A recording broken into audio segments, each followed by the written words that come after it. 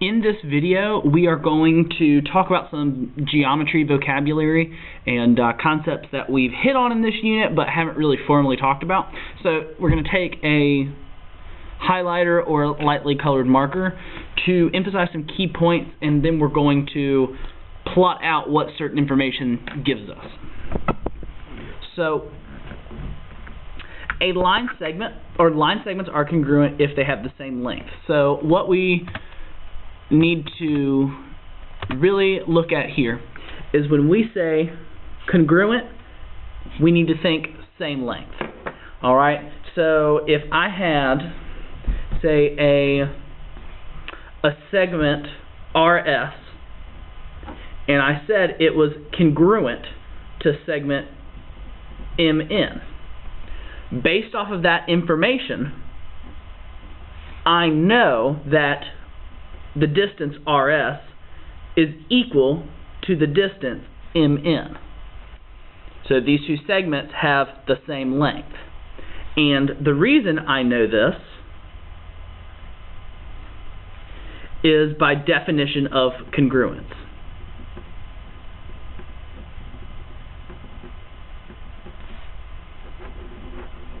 So notice how I've written this out is I have a given statement.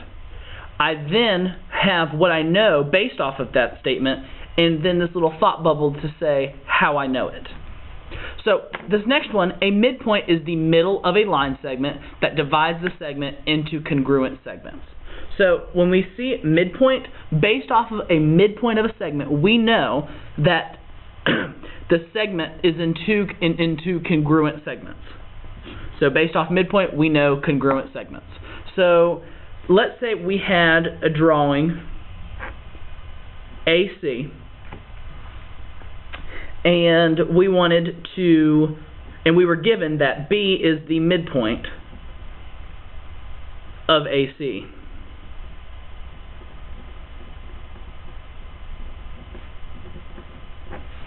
So based off of this given information, we then know that segment AB is congruent to BC because a midpoint gives us congruent segments.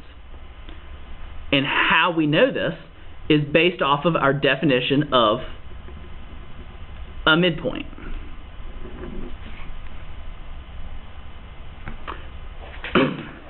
So the next one gives us a segment bisector. And it tells us, alright, a segment bisector intersects a segment at a midpoint. So when you see segment bisector, think midpoint.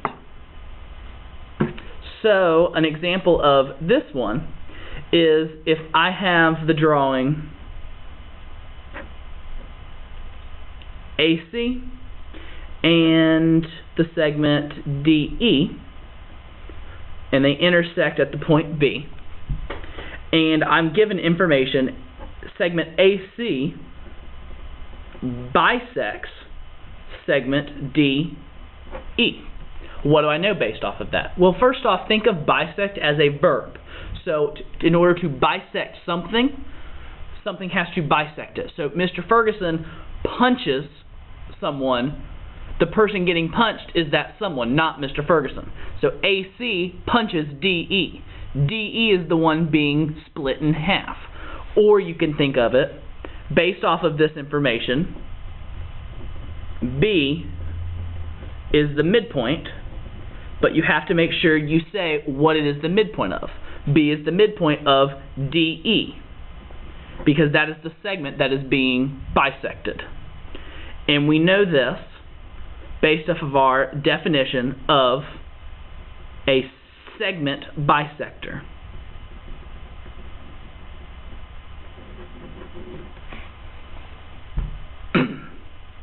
So the segment addition postulate says if a point AB lies on a line segment AC, then AB plus BC equals AC. So what this looks like is if I have a segment AC and then a point on that line, I know that AB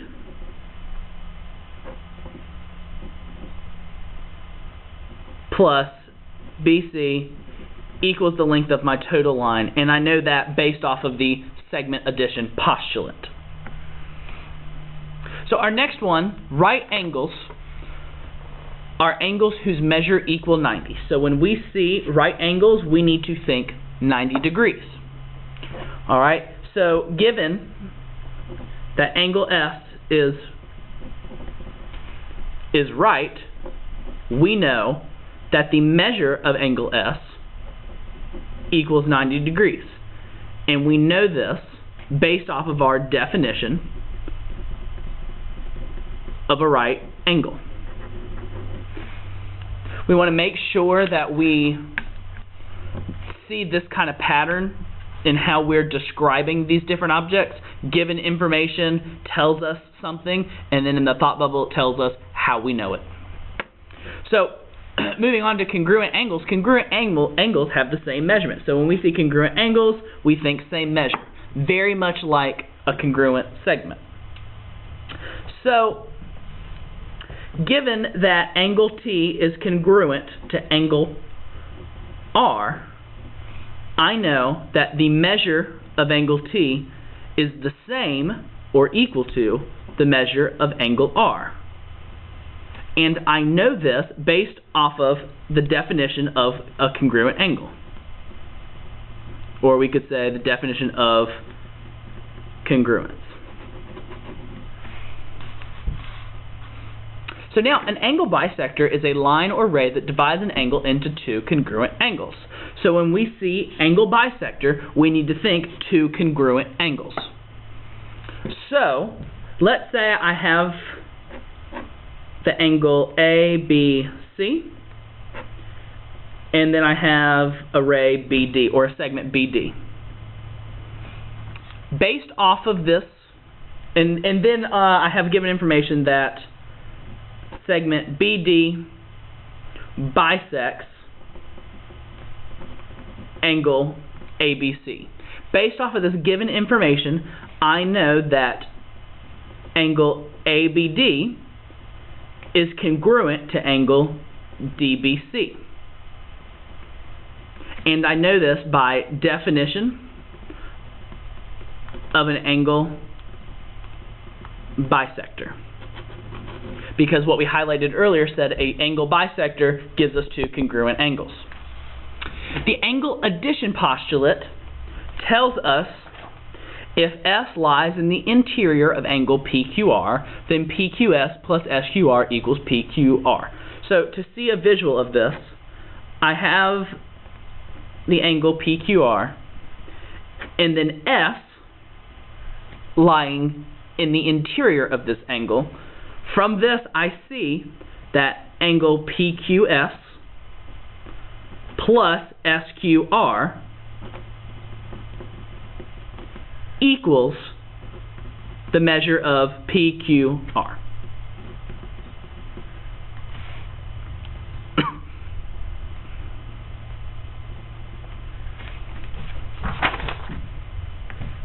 So, to have perpendicular lines are perpendicular lines are two lines whose intersections form 90-degree angles. So when you see perpendicular, you need to think 90-degree angles. So looking at an image, we'll say we have a line AB, a line CD, and a point E where they intersect. Since we know that, and then we have given information saying that line AB is perpendicular to line CD. Now notice the sign for perpendicular looks like an upside down T.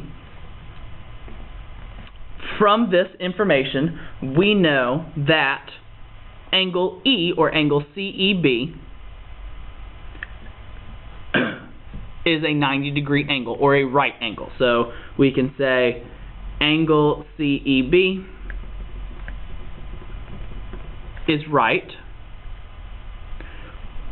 and we know this based off of definition of perpendicular. The next statement or next definition, a perpendicular bisector is a line that is perpendicular to a segment at its midpoint. So now we are combining a segment bisector and perpendicular. So based off of, when we see perpendicular bisector, we need to think midpoint and then use what we know about perpendicular lines to fill in the rest. So let's say I have a segment AB and a segment CD intersecting at the point E, and I have the information that segment CD is the perpendicular bisector of AB. Based off of this information, we know two things.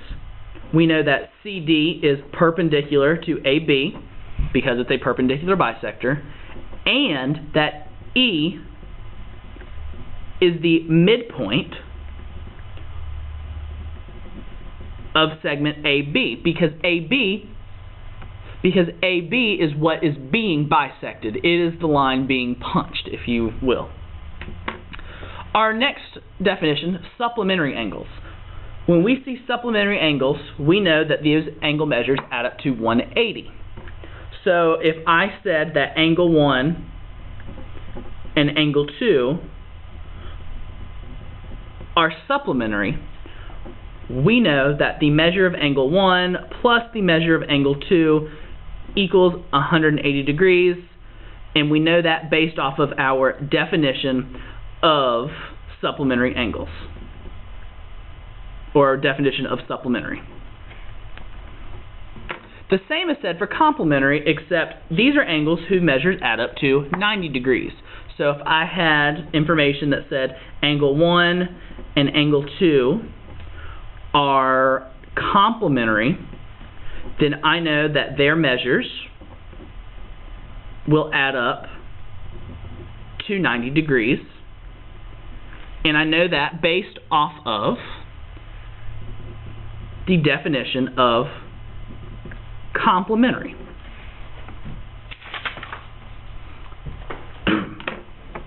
So now I have the right angle theorem. The right angle theorem says all right angles are congruent.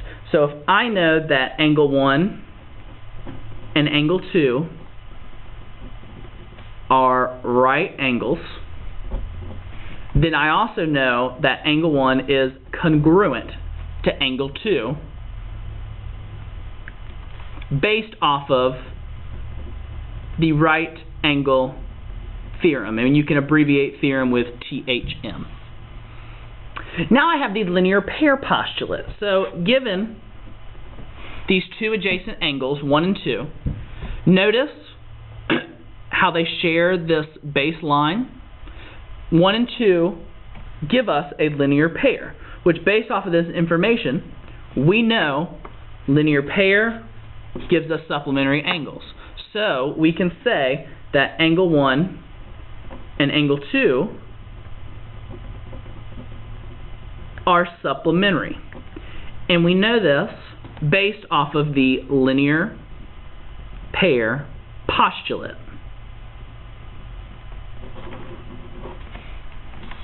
The last thing here is the vertical angle theorem.